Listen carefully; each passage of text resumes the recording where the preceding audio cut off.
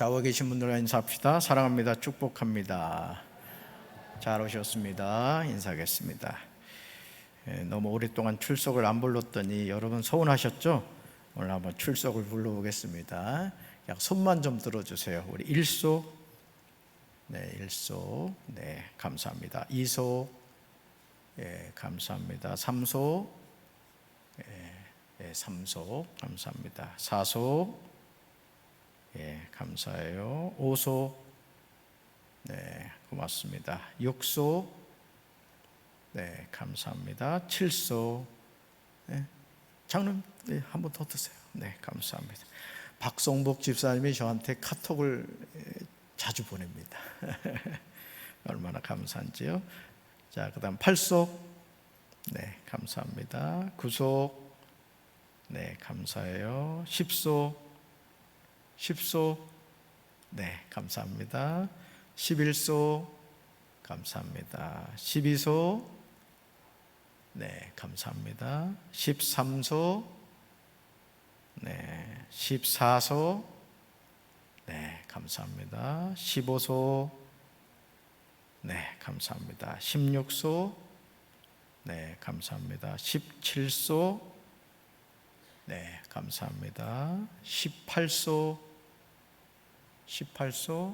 네, 19소, 네, 감사합니다. 20소, 네, 감사해요. 21소, 네, 감사합니다. 22소, 네, 감사합니다. 23소, 네, 감사합니다. 24소, 네, 감사해요. 25소, 네, 감사합니다. 26소, 네, 감사합니다. 27소, 네, 앞에 앉으셨네요. 감사합니다. 28소, 네, 감사해요. 네, 29소, 네, 감사합니다. 30소, 감사합니다. 31소, 감사합니다. 32소, 네, 감사해요. 33소, 네. 자, 우리 청년소, 네. 청년송 많이 왔네요. 감사합니다. 하나님 영광 받으신 줄로 믿습니다. 네, 감사해요.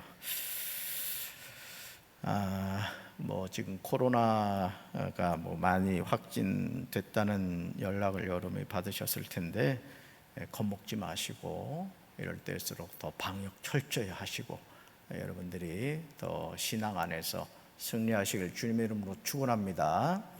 이제 코로나에 쫄면 안 됩니다. 쫄면 먹을 때만 쪼셔야 돼. 당연히 인정을 하고 우리 스스로가 방역을 철저히 하시면 됩니다. 아멘. 잘못된 생각에 사로잡혀서 하나님께 예배드리는 것 등한히 하지 않도록 해주시기 바랍니다. 자, 오늘 36과 스바냐 3장 9절부터 20절까지 말씀으로 사랑과 구원의 하나님, 이런 제목으로 말씀을 나누고자 합니다. 이 요시야 왕 때 활동한 스바냐는 선지자 가문의 전통을 이어왔습니다. 스바냐도 처음에는 죄를 범한 유다 백성이 하나님의 심판을 받게 될 것을 경고를 하죠. 그러나 유다 민족과 이방인 모두 구원의 은혜를 받아 더 이상 부끄러운 존재가 아닌 칭찬과 영예를 받는 새로운 하나님의 백성으로 세워질 것임을 선언을 했습니다. 다시 말해서 하나님의 심판과 진노가 아니라 생명과 구원으로 인도하시는 분이다. 이걸 우리에게 전해주고 있죠. 그래서 우리가 오늘 읽었던 말씀 가운데 너의 하나님 여호와가 너희 가운데 계시니, 아주 누구나 도 좋아하는 그 말씀이죠. 바로 스바냐가 예언해 준 말씀이에요. 자, 그러면 사랑과 구원의 하나님을 만난 사람은 어떻게 해야 할까요? 이 질문이에요. 사랑과 구원의 하나님을 만난 사람은 어떻게 해야 할까요? 첫째, 같이 읽습니다. 하나님의 능력으로 거룩하게 살아야 합니다. 아멘. 자, 사랑과 구원의 하나님을 만난 사람은 어떻게 되느냐? 9절부터 13절 보면 하나님의 능력으로 거룩하게 살아야 된다는 거예요. 하나님은 백성의 입술을 깨끗하게 하실 것이라고 말씀하시죠. 자, 그 부정한 입술을 정결하게 하는 것은 마음의 변화를 의미하죠. 결국 우리의 말이라는 것은 결국 어디서 나오죠? 우리 마음에서 나옵니다. 그래서 예수님도 우리에게 말씀하시기를 우리가 먹는 음식이 뒤로 버려지는 것이 우리를 더럽게 하는 것이 아니라 우리 마음에서 나오는 말, 언어가 우리를 더럽게 한다. 주님이 이제 그렇게 말씀을 하셨습니다. 하나님은 이사야의 부정한 입술도 깨끗하게 하신 것을 보게 되죠. 마찬가지로 오늘도 저와 여러분이 하나님의 자녀로서 우리 입술이 성결을 해져야 될 줄로 믿습니다. 그래서 우리가 이 언어를 사용한다는 것도 이게 훈련이고, 또 우리 자신이 성령을 받을 때 변화되는 것 가운데 하나가 뭐냐면 언어입니다. 그래서 여러분, 그 오순절 마가의 다락방에 성령이 임하셨죠? 각 사람 머리마다 임했습니다. 자, 그랬더니 뭐가 바뀌었죠? 그들에게 뭐가 바뀌었어요? 언어가 바뀌었습니다. 그것을 단순히 무슨 방언을 받았다, 성령을 받았다, 이걸로만 보면 안 된다는 거죠. 성령이 임했을 때 가장 1차적으로 변한 것이 뭐냐? 각 사람 머리마다 성령의 불이 임했을 때 언어가 바뀌었다는 거예요. 여러분, 이건 뭘 의미하죠? 여러분, 바벨탑 사건을 기억하시죠? 바벨탑은 뭘 의미합니까? 하나님을 대적하는 인간의 교만을 상징하거든요. 자, 그래서 하나님이 그 바벨탑을 쌓는 것을 보려고 내려오셨어요. 자, 그래서 어떤 심판을 내리시죠? 언어를 흩어버리십니다. 그게 심판이었던 거예요. 자, 근데 성령이 임하시니까 어떻게 돼요? 언어가 새로워지더라는 거죠. 언어가 바뀌더라는 거예요. 이런 은혜가 우리 성도들에게 함께 하시길 주님의 이름으로 축원합니다. 하나님의 능력으로 깨끗해진 사람은 여호와의 이름을 부르며 살아야 된다는 거예요. 여호와의 이름을. 하나님이 변화시키실 백성은 유다 백성만이 아니라 이방의 모든 민족이라는 거죠. 그래서 하나님의 사랑과 구원은 민족과 지역을 초월하여 나타난다는 거죠. 사랑과 구원의 하나님을 만난 사람은 교만하지 않고 약하고 가난한 사람들을 외면하지 않습니다. 오늘 황권사는 기도를 했습니다마는 우리가 성령을 받은 것, 또 교회가 좋은 교회다, 또 하나님이 쓰시는 교회다, 무엇을 통해 알 수 있느냐? 그 교회가 자기들만의 공동체냐, 아니면 지역사회를 섬기는 공동체냐, 이걸 보면 알 수가 있는 것이죠. 하나님의 능력을 믿고 의지하며 살아가는 사람은 끝까지 남은 자가 됩니다. 저는 우리 사랑하는 성도 여러분들이 하나님이 붙잡으시는 남은 자가 되시길 주님의 이름으로 축원합니다. 그래서 하나님 안에 거하는 남은 자들은 부패하고 타락한 세상 속에서도 악을 행하지 않고 거짓과 아첨을 말하지 않으며 두려움 없이 평화롭게 살아간다는 거예요. 그래서 우리가 참 요즘 이 세상을 살아가면서 참 힘든 것 가운데 하나가 뭐냐면 세상이 우리를 향하여 자꾸 세상의 길로 가라고 막 종용을 하거든요. 사실은 그렇습니다. 그렇기 때문에 우리가 영적으로 깨어있지 않으면 이 시류에 그냥 떠밀려가는 거예요. 떠밀려가는. 이틀 전인가 3일 전인가 하여간 제가 그 금강 고수부지에서 이렇게 아내하고 이렇게 걸었는데, 그때 아마 그 금강 상류 지역에 비가 많이 왔었나 봐요. 근데 강경은 너무 좋았어요. 그냥 평온했어요, 날씨가. 근데 세상에 말이죠, 그 금강에 스치로 풀부터 해가지고 쓰레기가 그냥 얼마나 떠내려가는지 모르는 거예요. 물이 엄청 빠르더라고요, 금강이. 저는 그냥 서 있는 줄 알았어요, 물이. 근데 막 쓰레기 떠내려가는 거 보니까 물 흐름이 엄청 빠르더라는 거죠. 자, 제가 말씀드린 거보자 하는 게 뭐냐? 우리가 이 세상을 살아가면서 우리가 구름 속에 살지는 않습니다. 분명히 이 세상 속에 살아가요. 근데 우리가 영적으로 정신 차리지 않으면 세상의 흐름에 쫓아가게 된다. 예를 들어 그러겠죠. 요즘 막 아파트 값이 올라간단 말이죠. 그러니까 뭔가 쫓기듯이 내가 막 뒤처지는 그런 느낌을 받는다거나, 주식이라든가 막 그런 거 있잖아요, 그죠? 뭔가 안 하면 안 될 것 같은 불안감을 느끼죠. 예수 믿는 사람들은 그런 부분에 있어서 잘 분별하셔야 됩니다. 아멘. 그거 거의 그냥 갇히고 휩쓸려 가지고 그런 건 좀 지양하셔야 돼요. 둘째, 같이 읽습니다. 둘째요. 자, 사랑과 구원의 하나님을 만난 사람은 어떻게 할까요? 같이 읽습니다. 구원의 기쁨을 노래하며 살아야 합니다. 아멘. 하나님의 사랑과 구원을 체험한 백성은 기뻐하며 노래합니다. 14절을 공동번역 개정판으로 보면 이렇게 번역하고 있어요. 수도 시온아 환성을 울려라. 이스라엘아 큰 소리로 외쳐라. 수도 예루살렘아 마음껏 기뻐하며 축제를 베풀어라. 여러분, 청춘 남녀가 사랑에 빠지게 되면요, 그냥 막 흥얼흥얼거리게 되거든요. 그렇죠?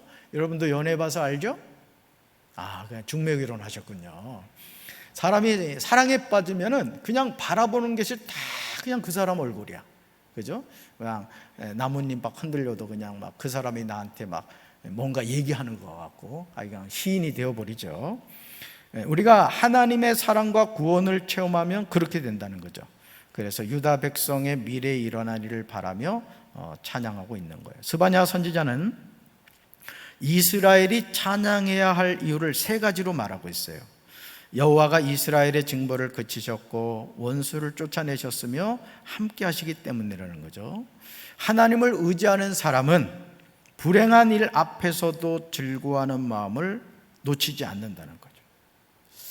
여러분, 사실 우리가 하나님을 의지하고 산다는 게 뭐겠어요? 여러분, 그 젖먹이 어린아이가 어머니 등에 이렇게 엎여 있을 때 그 아이는 불안해하지 않아요. 그렇죠? 저도 어머니가 퍼대기, 강원도는 퍼대기라 하는데 퍼대기로 이렇게 업어가지고 키워주셨거든요. 근데 어머니 등에 있는 아이는 울지 않죠. 왜? 어머니가 나를 이렇게 지켜준다는 걸 알기 때문에.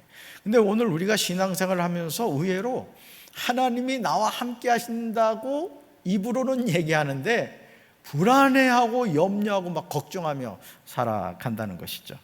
저는 우리 사랑하는 성도 여러분들이 하나님을 의지하는 사람이 되길 주님의 이름으로 축원합니다. 그래서 불행한 일 앞에서도 즐거워하는 마음을 놓치지 않아야 된다는 거죠. 여러분, 이런 삶을 살았던 사람이 누구죠? 요셉이었죠. 요셉 얘기를 많이 합니다만은 요셉이 17세에 노예로 팔려가서 계속 인생의 밑바닥으로 가잖아요. 그런데도 그 요셉은 끝까지 누굴 의지합니까? 하나님을 의지하죠. 왜 그게 가능했을까요? 하나님이 요셉에게 주었던 꿈이 있었기 때문에 그래요.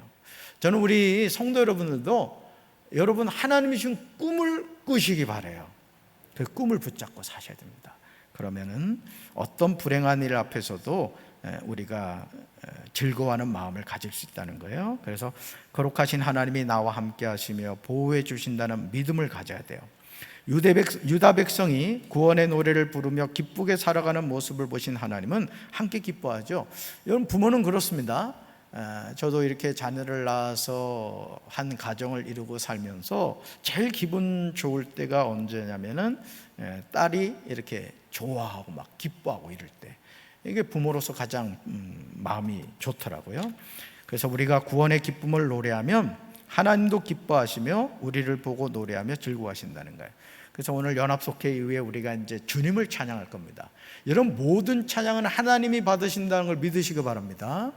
우리 찬양 인도하는 우리 전도사님들이나 앞에 서는 찬양팀들, 또 성가대원들이 절대 착각하지 말아야 될 것은 모든 찬양의 주인공은 하나님이시라는 거예요. 그래서 그 찬양은 뭐가 묻어져 있어야 했다? 나의 믿음의 고백이 담겨 있어야 돼요. 그래서 여러분들이 이 찬양도 곡 짓는 기도입니다.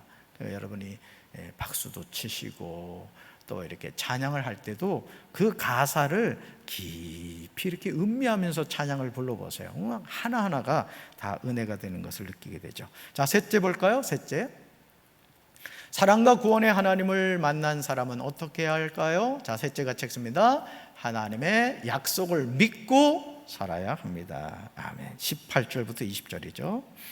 약속은 사람과 사람 사이에 지켜야 하는 도리입니다. 지금 이제 저희 딸이 벌써 뭐 한참 지났습니다만은 생일을 한 달인가 두 달을 앞두고 그때부터 저한테 아빠, 나 선물이 있어야 된다는 거야. 그러니까 이번엔 2개를 사놔야 된대요. 그래서 알았다 그랬는데 그 사달라고 한 것이 없더라고요. 그래서 고민을 하다가 근래에 드디어 찾아가지고 2개를 카톡으로 저한테 보내놨습니다. 이게 자식이기 때문에 부모에게 당당하게 요구하는 거죠. 그래서 제가 지금 빨리 그걸 이제 사줘야 되는데, 왜 그렇죠? 약속을 했기 때문에 그런 거예요. 그러니까 여러분, 자식들하고도 가급적이면 약속할 땐 신중하셔야 됩니다. 얼마나 집요한지 몰라야죠. 막 잠자다가도 그냥 막 벌떡벌떡 일어나야 돼요. 여러분, 시대가 달라도 하나님은 필요할 때마다 인간을 찾아오셔서 이름을 불러주시고 약속해 주셨습니다. 여러분, 우리가 주일날 야곱이 뭐로 바뀌었다고? 이름이 이스라엘로 바뀌었다 했어요. 여러분, 그것은 정체성의 변화라고 했죠. 발 뒤꿈치 잡는 인생이 사랑과 하나님과 겨루어 승리하는 인생으로 하나님이 바꿔주신 거예요. 여러분, 이름이 바뀐다는 것은 엄청난 하나님의 축복입니다. 그런데 주님은 우리의 이름을 뭐한다? 불러주신다는 거예요. 아멘. 그래서 위기를 만난 사람, 약하고 소외된 사람에게 약속해 주시며 위로와 희망을 제시해 주시죠. 하나님은 스바냐의 입을 통해서 이스라엘 백성에게 구원의 약속을 하신 거예요. 그러니까 오늘도 하나님은 우리를 향해서 뭘 이야기하시느냐? 바로 이 구원의 약속을 하신다는 거예요. 저는 이런 생각을 참 많이 합니다. 내가 만약 예수님을 안 믿고 살았다면 어떻게 됐을까? 이 생각을 해봐요. 저희 고향교회가 67년도에 개척이 됐거든요. 제가 태어나기 2년 전에 개척이 된 거예요. 만약 거기에 어떤 스님이 와가지고 암자를 짓고 절이 생겼다면 제가 아마 스님이 됐을지도 모를 겁니다. 왜냐하면 사람이란 어떤 환경적인 영향을 받을 수가 있거든요. 근데 2년 전 교회가 개척이 됐고, 그러다 보니까 이제 자연스럽게 저는 모태신앙으로 자라나게 됐고, 또 하나님 은혜로 이제 어릴 때부터 목사 되는 게 이제 꿈을 꾸었던 것이죠. 자, 오늘 하나님이 우리를 향해서도 마찬가지예요. 여러분, 만약 여러분이 하나님을 안 믿고 있다고 한번 생각해 봐요. 무슨 인생에 소망이 있겠습니까? 대통령 된다고 인생이 행복할까요? 또 내가 원하는 어떤 돈을 번다고? 또 내가 원하는 어떤 지식을 얻는다고 행복할까요? 여러분, 성경은 우리에게 뭘 얘기해 주냐면은, 솔로몬이 우리에게 얘기해 주는 결론이 헛되며 모든 것이 헛되다는 거예요. 결국 하나님을 떠난 인생은 만족함이 있다 없다? 있을 수 없는 거죠. 그러니까 저와 여러분은 인생에서 가장 중요한 보배를 얻고 살아가는 거예요. 그분이 하나님이신 줄로 믿습니다.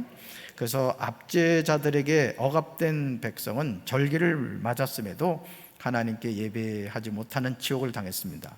이를 아신 하나님은 전능하신 능력으로 수치와 억압을 물리치고 회복시켜 줄 것을 약속하셨어요. 나아가 이 땅의 만민 가운데 유다 백성들이 이름을 떨치고 칭송을 받게 될 것이라고 말씀해 주시죠.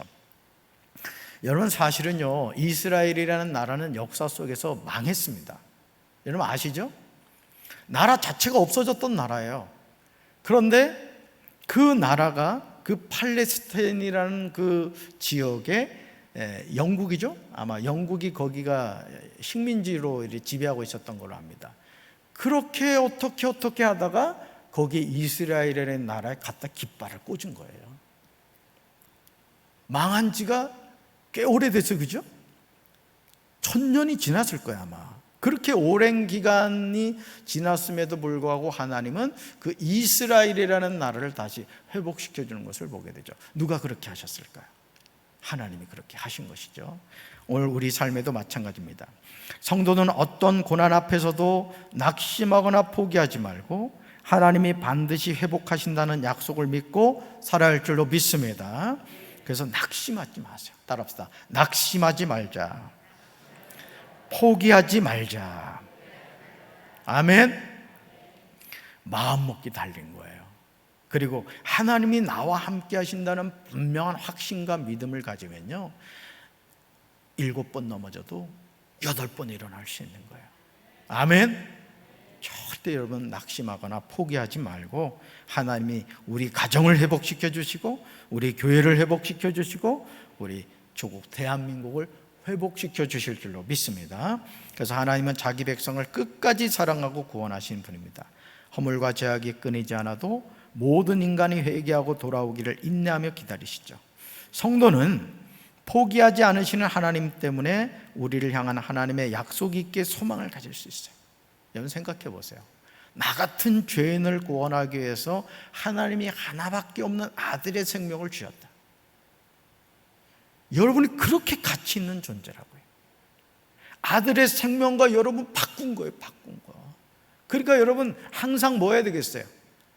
기뻐할 수밖에 없죠. 우리가 이걸 늘 깨닫고 살아야 된다는 거죠. 그래서 약속의 말씀이 이루어질 것을 믿고 구원의 하나님을 찬양하는 삶을 살아가는 우리 성도들 되길 주님의 이름으로 축원합니다. 자, 말씀 행하기 묵상 질문 보겠습니다. 첫째, 거룩한 삶을 살기 위해 나에게 필요한 것이 뭐냐 이거예요. 거룩한 삶을 살기 위해서 나에게 필요한 게 뭐냐. 여러분 9절 한번 보세요. 9절. 9절에 보면 그때 내가 여러 백성의 입술을 깨끗하게 하여 그들이 다 여호와 이름을 부르며 한 가지로 나를 섬기게 하리니 라고 했죠. 자, 거룩한 삶을 살기 위해서 나에게 필요한 게 뭐죠? 입술이 성결해지는 거예요. 입술이. 아멘. 입술이 깨끗해져야 돼. 우리 성도들은 항상 성별된 말을 하시기 바랍니다. 자, 두 번째요. 하나님이 기뻐하시도록 하려면 어떻게 해야 됩니까? 이거 17절 볼까요? 17절. 우리 17절 같이 읽습니다. 너의 하나님 여호와가 너희 가운데 계시니 그는 구원을 베푸실 전능자이시라. 그가 너로 말미암아 기쁨을 이기지 못하시며 너를 잠잠히 사랑하시며 너로 말미암아 즐거이 부르며 기뻐하시리라 하리라. 아멘. 잠잠히 우리를 사랑하신대요. 그 여러분 우리가 우리 가운데 전능자이신 하나님이 계시다는 것을 늘 잊지 말라는 거예요. 여러분 하나님 여러분 사랑하는 거 믿으시기 바랍니다. 그래서 이 스바냐 3장 17절은 꼭 암송하셔야 될 말씀이에요. 세 번째 묵상 질문 볼까요? 같이 읽습니다. 하나님의 약속을 믿는 백성은 무엇을 나타내야 합니까? 이거예요. 자, 20절 같이 읽습니다. 내가 그때 너희를 이끌고 그때 너희를 모을지라. 내가 너희 목전에서 너희의 사로잡힘을 돌이킬 때에 너희에게 천하 만민 가운데서 명성과 칭찬을 얻게 하리라. 여호와의 말이니라. 아멘. 그죠? 하나님의 영광을 나타내는 그런 삶을 살아야 된다는 뜻이에요. 자, 삶의 적용 볼까요? 삶의 적용 같이 읽습니다. 그리스도인으로 살면서 이웃에게 칭찬받을 만한 일을 했다면 어떤 일이었는지 말해봅시다 이거예요. 여러분이 이웃에게 칭찬받을 만한 일이 어떤 게 있는가 여러분 스스로 이 무슨 말이겠어요? 이웃에게 칭찬 듣는 삶을 살아야 된다 이거예요. 저는 우리 강정제일교회 성도 여러분들이 여러분 사는 주변 분들에게 인정을 받고 칭찬받는 성도들 되기를 주님의 이름으로 축원합니다. 우리 찬송가 300